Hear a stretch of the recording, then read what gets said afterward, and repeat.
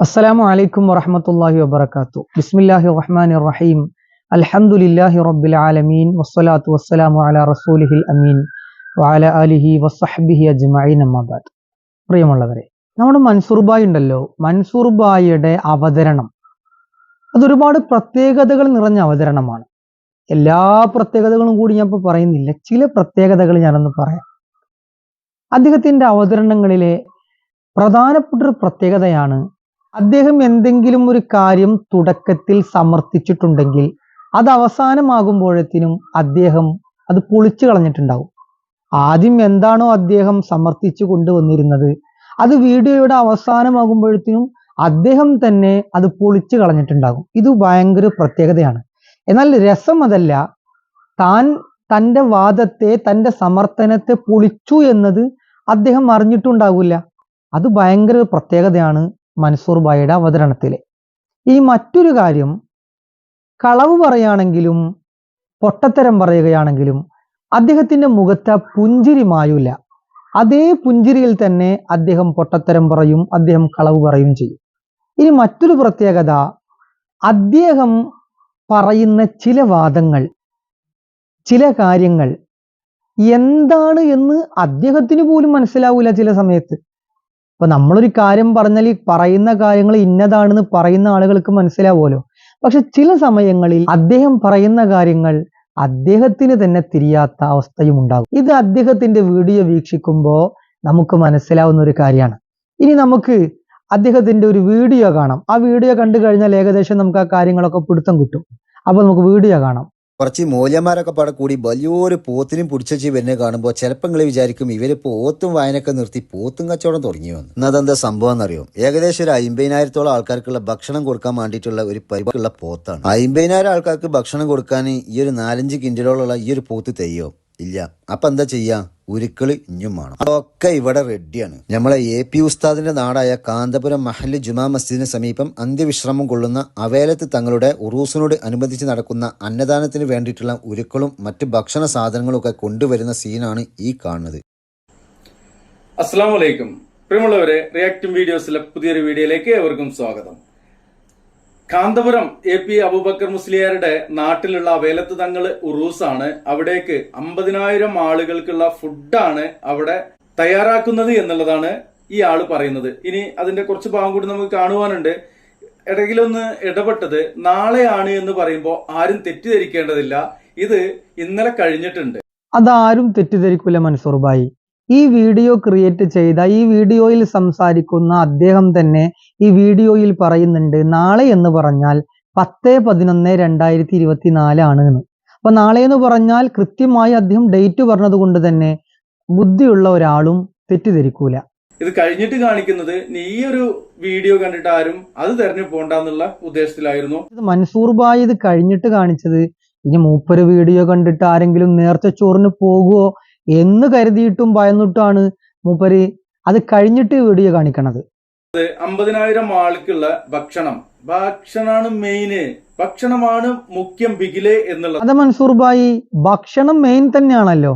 അപ്പൊ നിങ്ങളൊക്കെ വായു മിണുങ്ങുന്ന ആൾക്കാരാണോ? അപ്പൊ നിങ്ങളാണ് ഈ വായു മിണുങ്ങുന്ന ആളുകളെ വളരെ ആളെപ്പിടുത്തം കിട്ടിയത്. മൂരിയുണ്ട്, എരുമ ഉണ്ട്, ഒക്കെ വെട്ടിക്കൂട്ടി കറിയാക്കിയിട്ടും ബിരിയാണി ആക്കിയിട്ടും നെയ്ച്ചോറാക്കിയിട്ടും ഇങ്ങനെ കൊടുക്കും എന്നുള്ളതാണ്. ഇൻഷാ അല്ലാഹ് എന്തായാലും ബാക്കി കാണാം. നമുക്ക് ഇവരെ ഇബാദത്താണ് ഇപ്പൊ ഇതൊക്കെ, ഇവരെ ആരാധന ഇങ്ങനെയൊക്കെയാണ്. അതേ മൻസൂർ ഭായി, മുസ്ലിമീങ്ങൾ മറ്റുള്ളവർക്ക് ഭക്ഷണം കൊടുക്കുന്നതിന് അന്നദാനത്തെ വളരെ പുണ്യമായി കാണുന്നവർ തന്നെയാണ്. അത് സുഹൃതമാണ്, അത് പുണ്യം കിട്ടുന്ന ഏർപ്പാടാണ്. ഇത് വിശുദ്ധമായ ഖുർആൻ പല സ്ഥലത്തും പ്രോത്സാഹിപ്പിച്ചതല്ലേ. ഹബീബായ റസൂലുള്ളാഹി സ്വല്ലല്ലാഹു അലൈഹി വസല്ലമ തങ്ങൾ എത്ര ഹദീസിലൂടെയാണ് അന്നദാനത്തിന്റെ പോരിശയെ കുറിച്ച് പറഞ്ഞത്. ഇതാണ് ഞാൻ പറഞ്ഞത്. നിങ്ങൾ വിശുദ്ധമായ ഖുർആനും പഠിച്ചിട്ടില്ല, ഹദീസും പഠിച്ചിട്ടില്ല, ഒന്നും പഠിച്ചിട്ടില്ല. നിങ്ങൾ വായിക്ക് വന്നത് കോതക്ക് പാട്ട് എന്ന് പറയുന്നത് പോലെ എന്തോ വിളിച്ചു പറയുന്നു. വിശുദ്ധമായ ഖുർആനിൽ അല്ലാഹ് എത്ര സ്ഥലങ്ങളിൽ പറഞ്ഞിട്ടുണ്ട്, വയുത്ഇമൂന ത്വആമ അലാ ഹുബ്ബിഹി മിസ്കീനൻ വയതീമൻ വഅസീറ എന്ന് വിശുദ്ധമായ ഖുർആനിൽ പറഞ്ഞിട്ടുണ്ട്. ഗുണവാന്മാരുടെ അടയാളങ്ങൾ പറഞ്ഞപ്പോ അള്ളാഹു സുബ്ഹാനഹു വതആല പറഞ്ഞവർ മറ്റുള്ളവരെ ഭക്ഷിപ്പിക്കുന്നവരാണ്, അവർ മിസ്കീന്മാരെ, യതീമുകളെ തുടങ്ങിയവരെ ഭക്ഷിപ്പിക്കുന്നവരാണ്, ഭക്ഷണം കൊടുക്കുന്നവരാണ് എന്ന് വിശുദ്ധമായ ഖുർആൻ പറഞ്ഞിട്ടില്ലേ?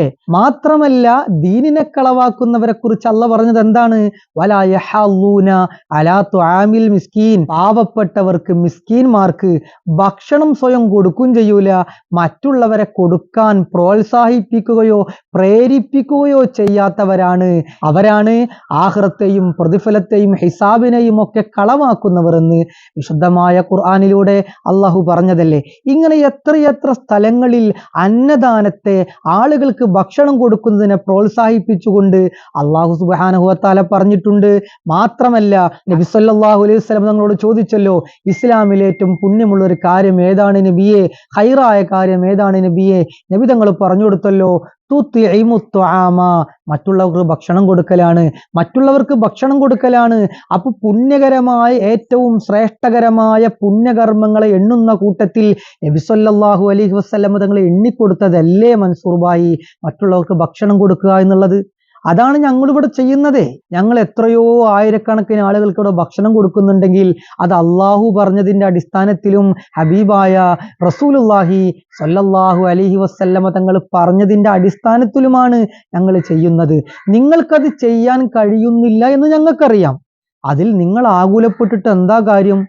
നിങ്ങൾ വ്യസനിച്ചിട്ട് എന്താ കാര്യം? നിങ്ങൾ സങ്കടപ്പെട്ടിട്ട് എന്താ കാര്യം? നിങ്ങളും ഇതുപോലെ കൊടുത്തോളൂ. ആരും കാണാതെ നേർച്ചച്ചോറ് തിന്നാന്നുള്ളതൊക്കെ നിങ്ങൾക്ക് പറ്റും. പക്ഷെ അത് കൊടുക്കാന്, അതിന് കുറച്ച് എന്ത് വേണം? കൊടുക്കാനൊരു തൗഫീക്ക് വേണം മൻസൂർ ഭായി. ഇൻഷാ അല്ലാഹ് നിങ്ങളും ചെയ്തോളൂ, ഞങ്ങൾക്കൊന്നും വിരോധമല്ല. നിങ്ങളും കുറച്ച് ഭക്ഷണം ഉണ്ടാക്കിയ ആൾക്കാർക്ക് കൊടുക്ക്.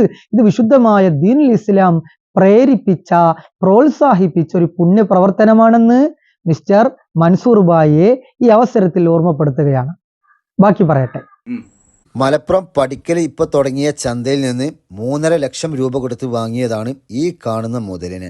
ഏകദേശം 7.5 കിൻഡലുണ്ട്, അതായത് 750ഓളം കിലോ ഭാരമുള്ള ഒരു പോത്ത്. വീഡിയോന്റെ തുടക്കത്തിൽ കണ്ട 4-5 കിൻഡലോളം ഭാരമുള്ള ആ പോത്തല്ല ഇത് വേറെ പോത്ത് എന്ന് പറഞ്ഞാൽ മാഷാ അല്ലാഹ് പെരുമ്പോത്ത്. ഏകദേശം 14ഓളം ഉരുക്കളുണ്ട് കേട്ടോ.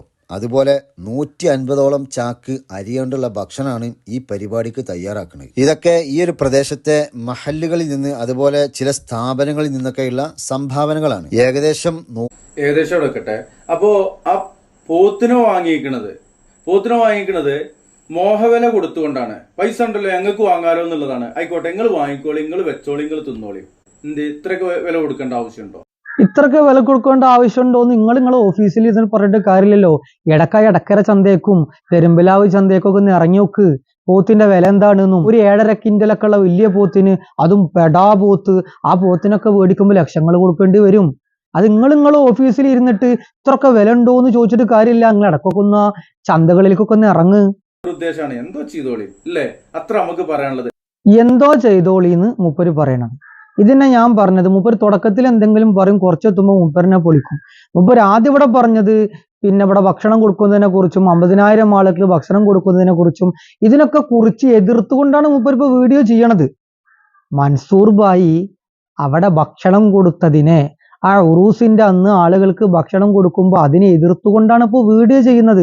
ആ വീഡിയോയുടെ ഇടക്ക് മൂപ്പര് മറന്നു ഞാൻ ഇപ്പൊ എന്തിനെ കുറിച്ചാ പറയണത്. മൂപ്പര് പറയാ നിങ്ങൾ എന്താച്ചാ ചെയ്തോളൂ, മൂപ്പർക്ക് ഒരു പ്രശ്നമില്ലാത്ത പോലെ നിങ്ങൾ എന്താച്ചാ ചെയ്തോടുന്ന്. ഇതപ്പോ മൂപ്പര് പറയണത്. എന്തായാലും ഇത് ഇസ്ലാമല്ല, ഇസ്ലാമിന്റെ പേരിലും ആക്കണ്ട. ഇസ്ലാമിന്റെ പേരിൽ ആക്കണ്ടെന്ന് അത് നിങ്ങൾ പറയണ്ട ഭായി, അത് മതം പഠിച്ചവര് പറയട്ടെ. നിങ്ങൾക്ക് അങ്ങനെ പറയണമെന്ന് വല്ല ആഗ്രഹം ഉണ്ടെങ്കിലേ നിങ്ങൾ ഓഫീസിൽ ഇരുന്ന് വാതിലും ജനവാതിലുകളൊക്കെ അടച്ച് 2 കൈ ഇങ്ങനെ ഉയർത്തിയിട്ട് നിങ്ങളെ വായോട് ചേർത്ത് ഇങ്ങനെ വെക്കുക. എന്നിട്ട് സ്വകാര്യത്തിൽ നിങ്ങൾ പറയാ ഇത് ഇസ്ലാമും അല്ല, ഇസ്ലാമിന്റെ പേരിൽ ആക്കണ്ടാന്ന്. അതല്ലാതെ ഇങ്ങനെ പബ്ലിക്കായിട്ട് വന്ന് പറയാൻ നിങ്ങൾക്ക് യാതൊരു അധികാരവും ഇല്ല. നിങ്ങളത് പറയും ചെയ്യണ്ട. ബാക്കി പറയും. ഇൻഷാ അല്ലാഹ് നാളെ രാവിലെ 8 മണി മുതൽ ഭക്ഷണം വിതരണം ചെയ്യും. വൈകുന്നേരം കൊടുക്കും ചെയ്യും. അതാ പറഞ്ഞ് കഴിഞ്ഞുട്ടോന്ന്.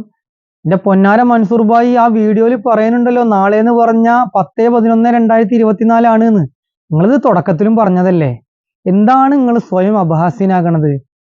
നാളെ എന്ന് പറഞ്ഞാൽ 10/11/2000 കണ്ട, നാളെ എന്ന് പറഞ്ഞ 10/11 ആ സഹോദരൻ അതിൽ പറയാനുണ്ട്. അവിടെ നോക്കി നോക്ക്, മൂപ്പര് മുഖത്തേക്കും നോക്കി നോക്ക് നിങ്ങൾ മൻസൂർ ഭായിയുടെ. ഇത് ഇളിഞ്ഞിക്കണ കണ്ട മൂപ്പര്. അപ്പോ ആരും നാളെ എന്ന് കരുതിയിട്ട് നാളെയാണെന്ന് കരുതണ്ട, ഇന്നാണെന്നും ഇതാ വീണ്ടും നാളെ എന്ന് കരുതാ നാളെ എന്ന് കരുതണ്ടാന്ന്. ഞങ്ങൾ കരുതണില്ല ബായി, ഞങ്ങൾ കരുതണില്ല, ഞങ്ങൾ ബാക്കി പറയ്. ഇന്നലെ കഴിഞ്ഞോ കഴിഞ്ഞിട്ടാണ് നമ്മളിത് കാണിക്കുള്ളൂ. മറ്റൊന്നല്ല, ഒരു പള്ള ചോറ് അത് കിട്ടണ മുടക്കിയില്ലടാ എന്ന് ആരും കരുതണ്ട. 10, 100, 150, 200 കൊടുത്ത് അടിപൊളി ബിരിയാണി ഹോട്ടലിൽ കിട്ടുന്നത്. ഹോട്ടലിൽ കിട്ടുമല്ലോ, അത് പുതിയ അറിവാണല്ലോ ഹോട്ടലിൽ ബിരിയാണി കിട്ടുന്നുള്ളത്. നമുക്ക് ആർക്കും അറിയില്ലല്ലോ, നമുക്ക് ആർക്കും അറിയാത്തൊരു അറിവാ.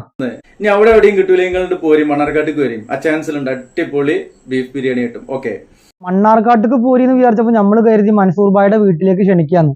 ഞാനും വണ്ടി എടുത്തിട്ട് മൻസൂർ ഭായിയുടെ വീട്ടിലേക്ക് പോകണ്ട, ഇവര് ഏതൊരു അച്ചായൻ ഹോട്ടലിന്റെ കാര്യം പറഞ്ഞത്, അവിടെ ബീഫ് ബിരിയാണി കിട്ടുമെന്ന്.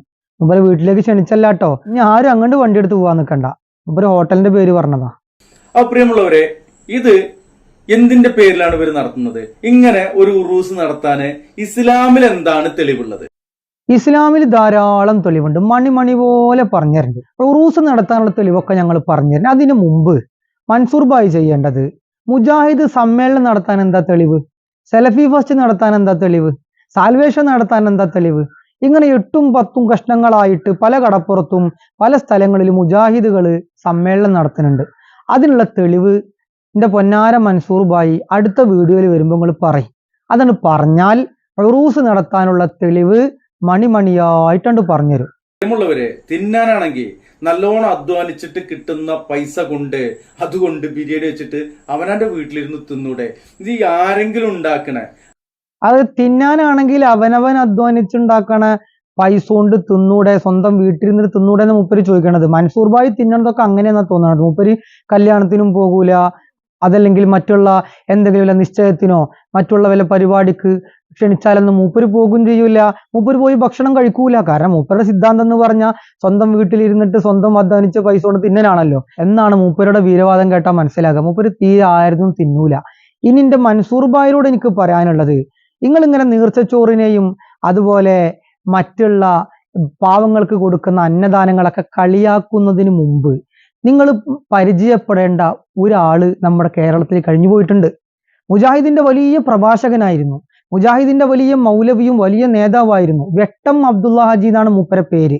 ഈ വെട്ടം അബ്ദുള്ള ഹാജിയുടെ ഒരു ജീവചരിത്ര പുസ്തകമുണ്ട്. ആ പുസ്തകം ഒന്ന് മൻസൂർ ഭായി വായിക്കണം.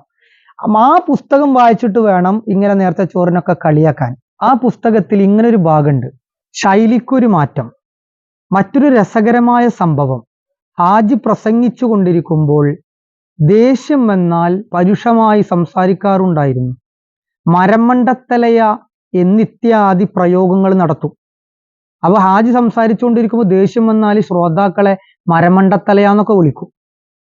ഒരിക്കൽ ഉമർകുട്ടി ഹാജി അദ്ദേഹത്തോട് പറഞ്ഞു, ഹാജി പരുഷമായ ഭാഷ സംസാരിക്കാതെ പ്രസംഗിച്ചിരുന്നെങ്കിൽ കുറെ കൂടി നന്നാകുമായിരുന്നു, പ്രസംഗത്തിന്റെ മഹത്വം വർദ്ധിക്കും. ഉമർകുട്ടി ഹാജി അങ്ങോട്ടൊരു ഉപദേശം, ഹാജി സംസാരിക്കുമ്പോൾ പ്രസംഗിക്കുമ്പോൾ ഒരു മാന്യമായിട്ട് സംസാരിക്കുകയാണെങ്കിൽ അത് ഒന്നുകൂടി നന്നാകും, നല്ല മഹത്വം ഉണ്ടാകും എന്നൊക്കെ ഉമർകുട്ടി ഹാജിയുടെ വക ഒരു ഉപദേശം. എടുത്ത പാടെ ഹാജി ഉമർകുട്ടി ഹാജിയോട് ചോദിക്കുകയാണ്, ശരി, ഞാൻ ചീത്ത പറയാതിരുന്നാൽ നീ എന്തു ചെയ്യും? അതല്ലേ രസം. ഉടനെ ഉമർകുട്ടി ഹാജി ചോദിക്കുകയാണ്, എന്താണ് വേണ്ടത്, എന്താണ് ഹാജിക്ക് എന്താണ് വേണ്ടത്?